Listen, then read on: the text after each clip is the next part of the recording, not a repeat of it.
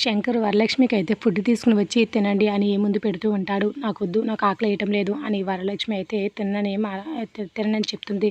ఇక తినండి, ఎందుకు ఆకలేదు అనేసి చెప్తూ ఉంటాడు. నాకు వద్దని చెప్పాను కదా అని వరలక్ష్మి అనేసరికి తినడం తినకపోవడం మీ ఇష్టం, ఇవ్వడం వరకే నా కర్తవ్యం అని చెప్పి ఇక తన ఒడిలో ఫుడ్ ప్లేట్ అయితే పెట్టేసి అక్కడ నుండి వెళ్ళిపోతూ ఉంటాడు శంకర్ అయితే.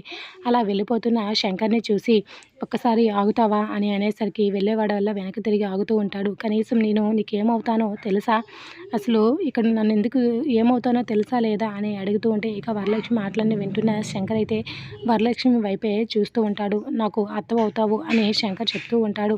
అత్తవు అవుతావు అని తెలిసినప్పుడు కనీసం మన నోరార వెలవడానికి కూడా నీకు మనసు రాలేదా? కనీసం నిన్ను కన్న తల్లినైనా నువ్వు అమ్మని ఎప్పుడైనా పిలిచావా?